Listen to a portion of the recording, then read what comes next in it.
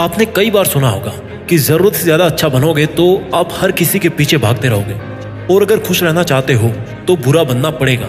ज्यादा भला करने के चक्कर में ज्यादा भाले मिलते रहते हैं। वहीं पर अगर इंसान थोड़ा सा अपने बारे में सोचना शुरू कर देता है ना, तो उसकी हैप्पीनेस का सिस्टम बदल जाता है। कुछ बहुत ही अच्छे लोगों की आदत होती है कि वो दूसरों के लिए इतने कुर्बान रहते हैं कि उनके लिए खुद की खुशी से ज्यादा दूसरों की खुशी ज्यादा जरूरी होती है। ये बहुत ही अच्छी आदत है, हर किसी में होनी चाहिए ऐसी आदत। इस बात को समझिए कि खुद की खुशियों को दबाकर दूसरों को खुशी देने की आदत जो है ना, वो बहुत ही अच्छी है, और ये आदत हर किसी में होनी चाहिए।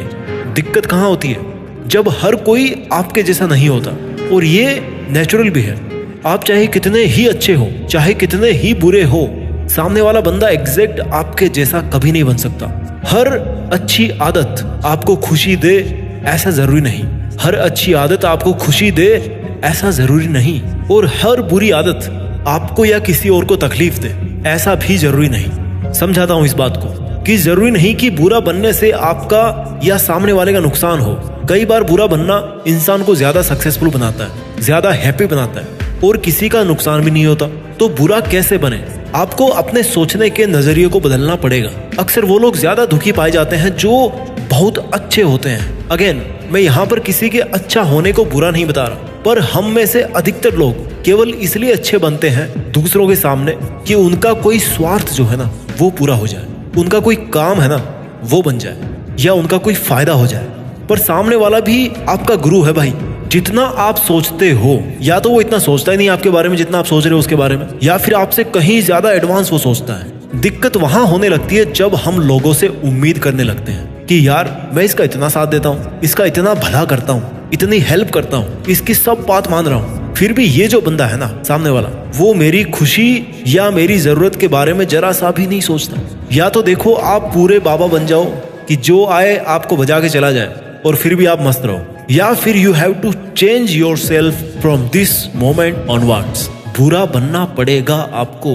कैसे बनना पड़ेगा बुरा, वो मैं आपको बताता हूँ। जितना आपको लगता है कि आप किसी के लिए अपनी जान हाजिर करके तैयार रहो हमेशा, और वो सामने वाला भी आपके लिए ऐसा ही करेगा, तो ये सरासर गलत धारणा है। चाय में चीनी ना वो केवल एक लेवल तक अच्छी लगती है, दिन में कुछ लिमिट तक चाय अच्छी लगती है, बट उसके बाद क्या होता है? या तो आपका मन उब जाता है, या फिर कुछ महीनों या वर्षों बाद में हेल्थ प्रॉब्लम्स होने लगती हैं। किसी भी खाने की चीज को ले लो आप, एक लिमिट तक उसको अगर कंज्यूम करोगे तो जो उसकी जो मिठास है, उसका जो टेस्ट है, वो अपने को अच्छा लगता रहता है। जहां पर आप ये सोच लेते हो कि यार ये तो पूरा मेरा ही है, या मैं इस इंसान को हासिल करने के लिए कुछ भी कर सकता हूँ, इसको खुश करने के लिए कुछ भी कर सकता हूँ, तो भाई आपको बदले में ना दुख मिलने के चांस ज्यादा है। रबड़ को एक लिमिट तक खींचोगे ना तो उसकी जो इलास्टिसिटी है वो बरकरार रहती है। जानते हो इलास्टिसिटी क्या होती है? प्रत्यास्थता।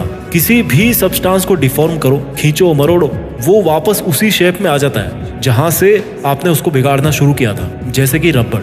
लेकिन हर एक इलास्टिक आइटम की एक इलास्टिक लिमिट होती है। उस लिमिट से ज्यादा अगर आपने उस सब्सटेंस को मरोड़ दिया तो भाई उसकी जो इलास्टिक प्रॉपर्टी है ना वो वहीं पर खत्म हो जाती है, और वो पदार्थ परमानेंट डिफॉर्म हो जाता है।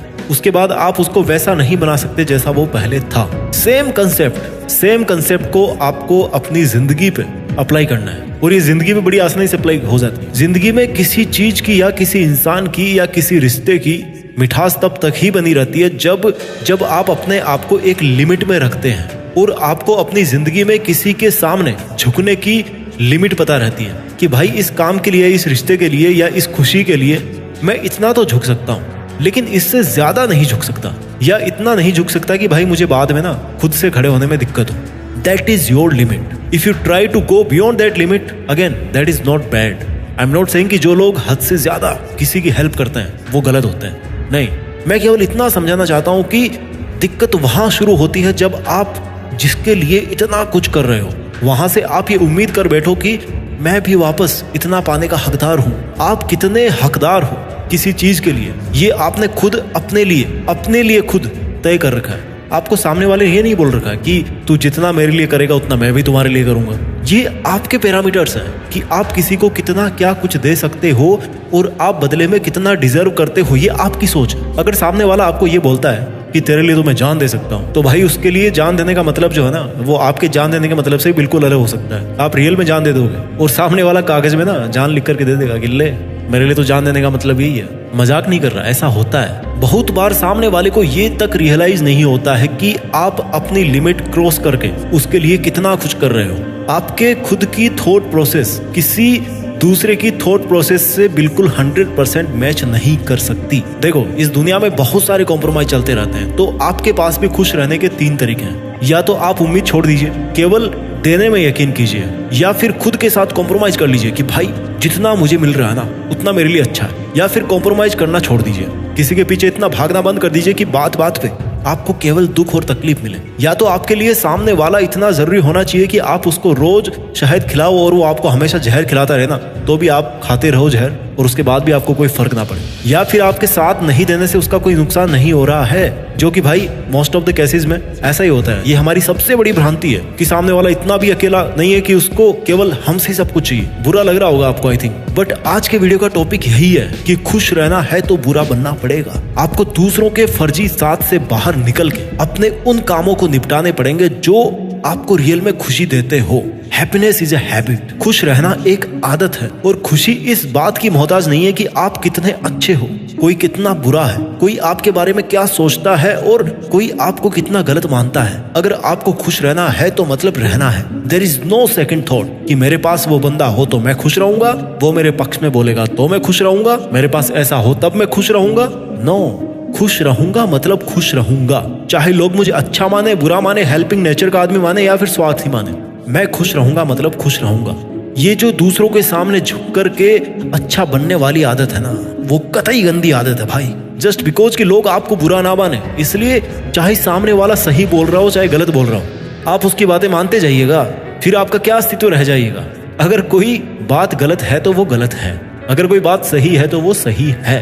किसी के वे ऑफ थिंकिंग से अच्छा बुरा नहीं बन सकता। जो अच्छा है वो अच्छा रहेगा, जो बुरा है वो बुरा रहेगा।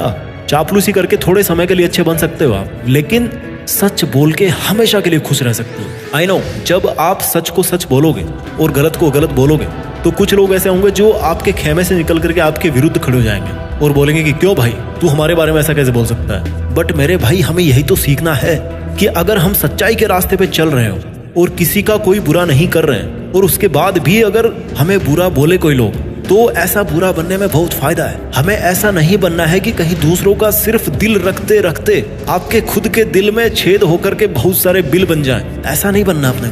जो आपका दिल कहे वो कीजिए। लोग आपके बारे में केवल वैसा ही सोचेंगे जैसा नजरिया उन्होंने अपने बारे में पाल रखा है। मस्त रहिए, खुद को खुश रखिए और आगे बढ़ते रहिए, और छोटी छोटी समस्याओं से ऊपर उठकर मेहनत करके देश में अपना नहीं बल्कि दुनिया में देश का नाम कीजिए। जय हिंद, वंदे मातरम।